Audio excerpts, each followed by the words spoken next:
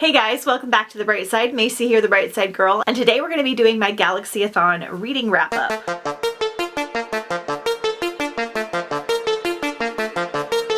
Galaxyathon was my space-themed readathon that we just finished recently. I had a really good time this year. We had a lot of new people participating, which was really fun. I think some of you may have gotten into sci-fi for the first time, which makes my heart so happy. I feel like a lot of people are very scared of sci-fi, but there's really no reason to be. There are so many different versions that you can jump into. It doesn't have to be this like intense, technical, war-based sci-fi, especially when you dive into like young adult or like lighter reads. There are so many good sci-fi books out there, and I feel like they're a lot easier to follow than a lot of the fantasies that people are jumping into because they're based off of our world. They just have like advanced technology or something else happening. That being said, I had a great time. I read a total of 17 books for Galaxyathon. Yay! Any amount that you read during the readathon is fabulous though. Everybody has a different lifestyle, a different situation, a different desire for the amount to want to read. I like to read a lot for my own enjoyment, but also so that I can give recommendations and different things like that. And also because I'm the host of the readathon, I really try to put a lot of my focus there and get a lot of reading in. I work mostly from home, so I do a lot of audiobooks. I listen at a quicker speed, so just keep that in mind. No matter what you read, whether you read a lot or a little, it's great. There are so many people in the world that don't even read a single book a year, so you're already on top of the game. We're gonna get started and talk about a lot of these reads. A lot of them are shorter reads, and I did a lot of graphic novels as well, so that's a little bit why my number is so high. So we're gonna jump in from least favorite to favorite read,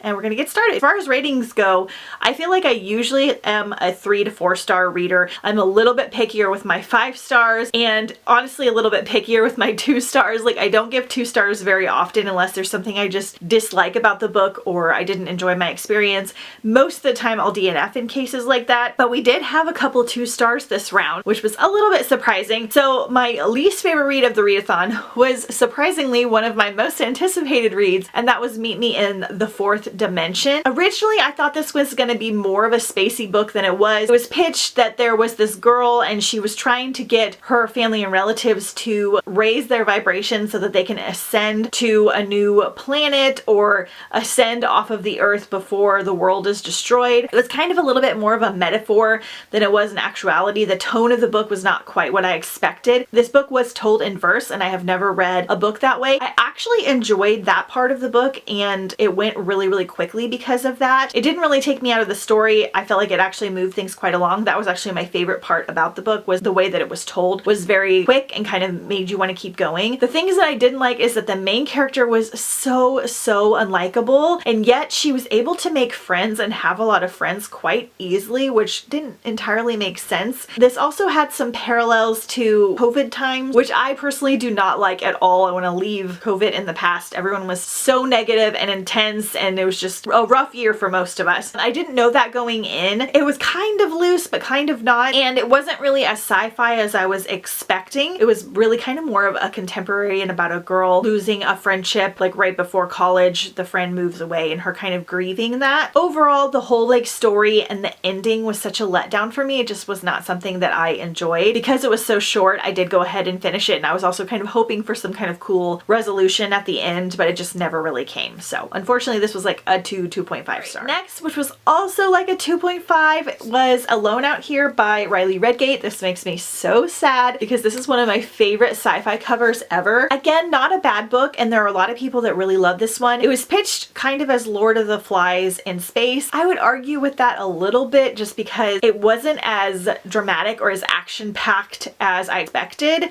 I have not read Lord of the Flies, but I'm very familiar with the premise, and I've read a lot of retellings. This is not necessarily a retelling, it was just the way that it was pitched. In this one, we're in 2072, and there's predicted that there's like this volcanic eruption that's going to happen, and so everyone's like preparing to go to space. And while the preparations are going on and we kind of know when the eruption's going to happen, the scientists and engineers have like a bring your kids to work day, and they bring all of their kids tour the facility, and then something triggers the supposed apocalypse to happen early, and the kids wind up getting on a spaceship and being sent up by themselves. I really love the premise of this. So we've got a bunch of teens that are kids of like presidents and engineers and all these different jobs that are being sent into space and they basically have to figure out what they're gonna do. So it gets really intense with the politics and the drama of like who's in charge and what the plan should be and the daily schedule. Overall, it just was kind of slow and not a lot happens. There's a twist in the middle that our main character, who's supposed to be like the hero, does that I think is kind of questionable and villainous and I didn't enjoy. And then the ending was such a letdown. I was really, really bummed. So it just took me a while to get through. I didn't hate it or anything. I just didn't really enjoy majority of my time in the book, unfortunately. I was kind of hoping for something more. 2.5 stars. All right, now my only 3-star was The Little Prince. I finally read this one. I never read it as a kid. I know a lot of people that have read this as an adult and still really connected to it and loved it. The art and everything is really, really cute. And it's basically about a little prince that comes to Earth and kind of tells different stories. I just did not connect with this one for some reason. I like weird little books and I like children's books and kids books and books of all ages, but for some reason this one was just okay for me, so it was like a 3-star. My next 3-star, which was almost like a 2.5, was To Be Taught If Fortunate by Becky Chambers. I was so excited to read my first Becky Chambers. I have a couple of her other books. I plan on reading one for Hikeathon. So this one is a spacey novella, and in this one we are following, I think there are 3 scientists and one kind of like helper person. They're on this planet. They're there to study it, get information on the creatures and the plants and just the planet itself. We're following the main character is like a helper, so she just does all of the things that the scientists need. Like she cleans up after them, she'll take notes, she'll just fill in wherever she is needed, but she's also really, really smart. It was nice to be from her perspective because she was not a scientist and looked at things differently. You're just kind of following them while they're on this planet together, while they're figuring things out, and then there's like a small twist of something that happens and they have to kind of decide what to do. Overall, this was just very bland. Like there just wasn't really anything exciting that happened. At one point there was something kind of exciting and then it just kind of petered off. Nothing really came from it and it was almost pointless. And then the ending was kind of strange as well. It was almost like a metaphor for like life and society, and sometimes I really like those books. This one just did not work for me. Heard while a lot of her books have low stakes, this one was very different than her other series, so I am going to check out some of her other books. The writing was really good and I did like some of the characters, just nothing really happened and I found it kind of boring, which is rare I feel like for a novella because usually they're a little bit more fast-paced or compelling or something, and this one was just okay for me. All right, now everything else I read was 4 stars for the most part, so I'm going to try and kind of organize it. We're going to talk about the graphic novel series that I read first. So I read 6 graphic novels and completed the Descenders series by Jeff Lemire. I really love this one and I discovered during the readathon that I really enjoy reading graphic novels on my tablet. I don't really enjoy reading ebooks, but I found that reading graphic novels was really cool because you go through graphic novels so quickly. You can just tap versus turning the page. I know that doesn't sound like a big difference, but mentally it just felt better. And also the graphics were very vibrant and I also was able to get them immediately from my library. So this is going to open a whole new world because I can get so many graphic novels this way, so be prepared for even more graphic novels to be in my wrap up. I also find them very relaxing, so I like to read them like before bed. So I read this entire Descenders series. It's a little bit hard to explain. I think this is considered young adult, verging on adult series. It is a little bit brutal, a tiny bit on the graphic side, but not like some other things that I have read. In this world, we have developed these really advanced robots, especially these ones, I believe they're called Tim, and they're supposed to be like companions that can help and they have emotional intelligence and things. And then they get like kind of outlawed and banned and only like one of them survives. He wakes up and he's in like this space station and his family is gone and he found out that he's been like asleep for 10 years because no one woke him up. And you're following this kind of robot boy as he processes everything that happens. There's a lot more than that. There are different planets and leaders and different types of robots, and it was really good. It wraps up quite nicely and leaves an opening for a second series, and there is a second series called The Ascender that I want to check out. Overall, I just really had a great time with it. The art style was really cool, the storytelling was very compelling, and I gave all of them 4 stars. Alright, next we have Obsidian.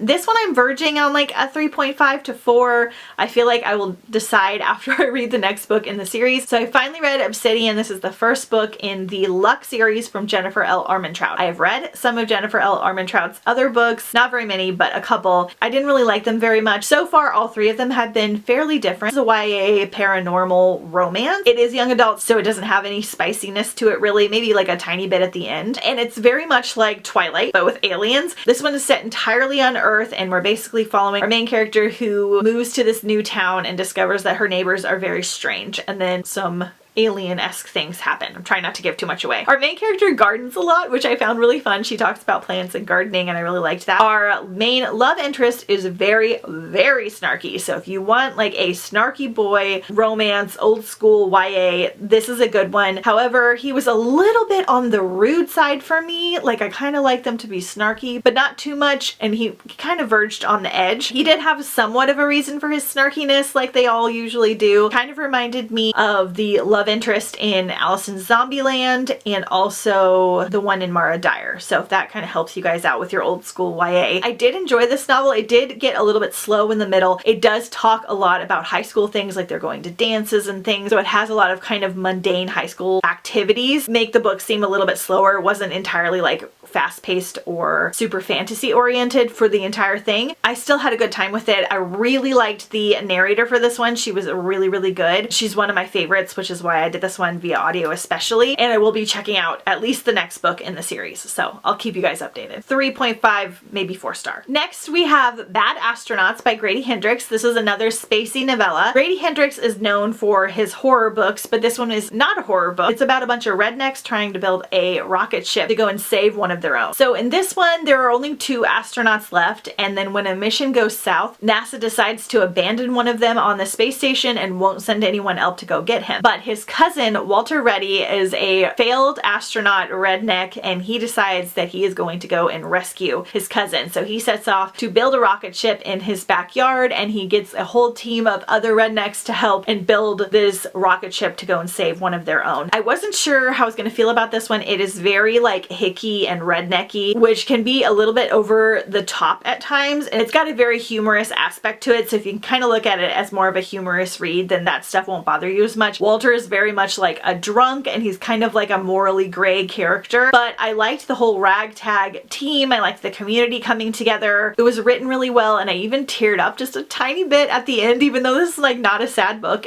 in any way. I really enjoyed this one overall. Very, very different, very strange and weird and funny, but I wound up giving it 4 stars in the end. All right, next I physically read How I Stole Johnny Depp's Alien Girlfriend. This is another novella. It's about 170 pages. This is a young adult sci-fi novel, and in this one we're following David, and his dad is a psychologist, and he will help different people with their mental health. A lot of times they come and live with him, and one day he gets this teenage girl that insists that she is a 300-year-old alien and he must let her go, and David Gershwin falls in love. So we're following this crazy girl and David, and he does not believe that she is an alien, but he is willing to follow her to the ends of the earth because he's really into her. He's really cute and funny. This one's definitely on the younger side, the wacky side, the silly side, but I had such a good time with it. It was so charming and fast-paced. The girl is convinced that Johnny Depp is like her mate, and she has to steal him and take him back to her spaceship. It was such a good time, so I gave this one 4 stars. Next, I listened to The Last 8 by Laura Pohl. This is part of a duology, and in this one, we're basically at an end-of-the-world apocalypse alien takeover. The aliens have come and killed pretty much everyone off, except for our main character, Clover Martinez. She's the last survivor. She's wandering around with her dog, trying to figure out what to do when she discovers this like Area 51 type situation, and there are 7 other teenagers that have also survived. So they're there in this compound, and they're trying to decide what to do and if they need to fight the aliens or if they need to just hide away. It is very cool. It very much has like a Final Six Dare Mighty Things vibe about it, but without the space training aspect. And you're just following these teenagers. You're trying to figure out why they weren't killed and how they were able to survive and what they're gonna do. I really like this one. This one is really good if you are wanting to jump into sci-fi because it's got more of an apocalypse vibe than it does about the aliens overall. It gets a little bit more sci-fi towards the end. I so enjoyed this one. I loved all the characters. There were some really good plot twists in here, and I gave it 4 stars. Next, I listened to Unearthed by Amy Kaufman and Megan Spooner. This again is another young adult duology. Amy Kaufman and Megan Spooner are like a powerhouse space opera writing duo. They have written so many good sci-fi series and books, and Amy Kaufman is also a co-author with Jay Kristoff on the Aurora Rising series and Illuminae, which are 2 of my all-time favorites. So I knew I was going to really enjoy this one going in. It was so unique and fun. The narrators do a lot of their other books as well, and they're fabulous. Jules. In this one, when Earth intercepts a message from a long extinct alien race, seems like the solution humanity has been waiting for. The undying advanced technology has the potential to undo environmental damage and turn lives around, and their message leads to the planet Gaia, a treasure trove waiting to be explored. For Jules Addison and his fellow scholars, the discovery of an ancient alien culture offers unprecedented opportunity for study, as long as scavengers like Amelia Radcliffe don't loot everything first. We're following Jules and Amelia. They both have different agendas, and we're dissecting this new world where the aliens once were but are no longer, and it's kind of got like a treasure hunting vibe about it. It's just really, really unique, and I really had a good time with it. I'll definitely be reading the second book here very soon. 4 stars. Then I read Brightly Burning by Alexa Dawn. The narrator for this one was also excellent. This is a Jane Eyre retelling in space, and it was absolutely fantastic. It definitely was a solid Jane Eyre retelling. It follows a lot of the main plot pretty significantly. We're on this ship that is called the Rochester, which was really fun. We're following Stella Ainsley, and she leaves poverty behind when she quits her engineering job aboard the Stalwart to become a governess on the private ship, the Rochester. There's no water ration, more books than one person could devour in their lifetime, and an AI who seems more friend than robot. But no one warns Stella that the ship seems to be haunted, nor that it may be involved in a conspiracy that could topple the entire interstellar fleet. So very much a solid retelling, but it has some of its own unique twists in here. We have a very cool spaceship setting. Like, she's really good at describing her environments that I really loved, and very, very lovable characters. The love interest in here is really funny and really cute, and I really had a good time with this one. I'm verging on like a 4.5 star, but